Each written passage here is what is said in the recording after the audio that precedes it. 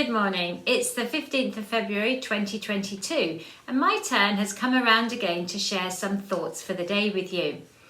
Yesterday may have been a lovely day for some of you. For others, it may have been disappointing. And for yet others, its significance may have passed unnoticed. But yesterday was in fact St Valentine's Day, the day that has come to be associated with the celebration of love. Valentine's Day, or St Valentine's Day, is when lovers express their affection with greetings and gifts. Given their similarities, it has been suggested that the holiday has origins in the Roman festival of Lupercalia, held in mid-February. This festival, which celebrated the coming of spring, included fertility rites and the pairing off of women with men by, would you believe, lottery. At the end of the 5th century, Pope Gelasius forbade the celebration of Lupercalia and is sometimes attributed with replacing it with St Valentine's Day. But the true origin of the holiday is vague at best. Valentine's Day did not come to be celebrated as a day of romance until about the 14th century. So who then was St Valentine? Well, nobody really knows for sure, but the Catholic Church recognises at least 3 different saints named Valentine or Valentinus, all of whom were martyred. One legend contends that Valentine was a priest who continued to marry soldiers and their fair maidens in secret after Claudius II decided single men made better soldiers and so forbade marriage. Once discovered, he was put to death. Others insist that it was St Valentine of Terni, a bishop who was the true namesake of Valentine's Day. He too was beheaded by Claudius II outside Rome's city walls. The third option is a Valentine who, legend has it, helped prisoners escape the harsh conditions in Roman jails. Although the truth behind the Valentine legend is murky, the stories all emphasise his appeal as a sympathetic, heroic and most importantly, romantic figure.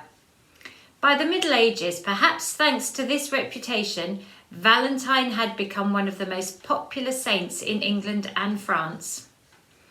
Formal messages, or valentines, first appeared in the 1500s. By the late 1700s, commercially printed cards were being used, and the commercial bandwagon has been rolling ever since. As Christians, we are called to live and to love. And I'd like to share some of my favourite Bible verses about love.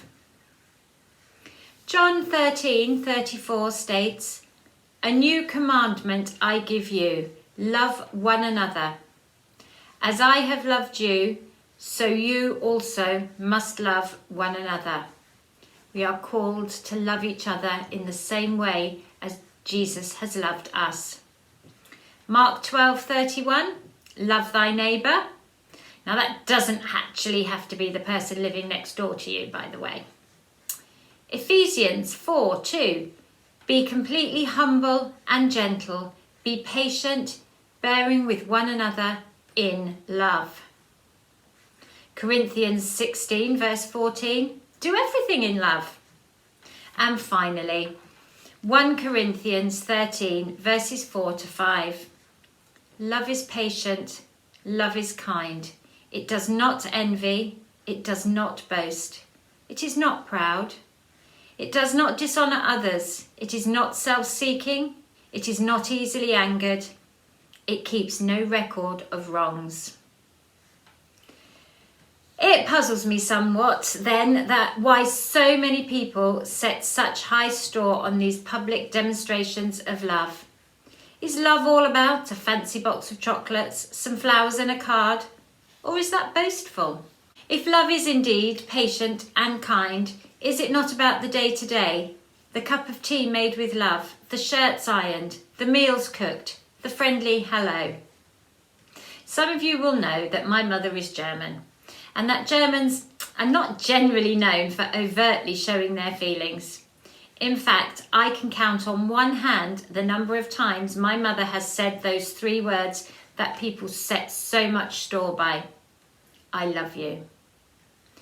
For a great many years, this really bothered me, but I have come to realise now that what she actually was saying to me in the million tiny and not so tiny things that she did and still does for me is, I love you. A couple of the more memorable examples are the Cath Kidston mugs she bought for me, cheerfully telling the shop assistant she hated them, but her daughter, me, for some reason loved them. Or the ludicrously expensive White Company cashmere bed socks she bought for me because, and I quote, I was buying some for your Auntie Barbara and you always moan about your cold feet too. We are able to joke about it now as I gently tease her when she goes into some long rambling explanation about why she bought me something.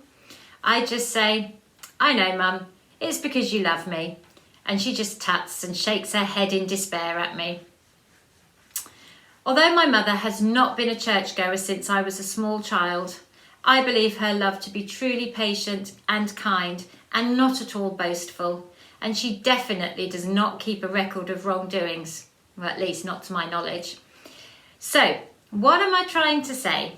Well, if you were disappointed yesterday, or if you were feeling unloved, try to look at things from a different point of view. Love comes in many guises and speaks many languages, not just the 5 in Gary Champion's famous book, The 5 Languages of Love. Like, have a safe trip, put your coat on, it's cold outside, don't forget your keys, have you done your homework, I've done your laundry. The list is endless. But the greatest love anyone can show is to lay down their life for one another. And that is what God called Jesus to do for us. And all we need to do is believe. So remember, God loves you as a father loves his child. You won't get a card or chocolates via heavenly mail, but you do get a patient and kind love, an amazing world to live in, and a guaranteed no record of wrongdoings. All we have to do is reflect his love in our daily lives and interactions. I do hope that you feel loved today and every day. God bless. Goodbye.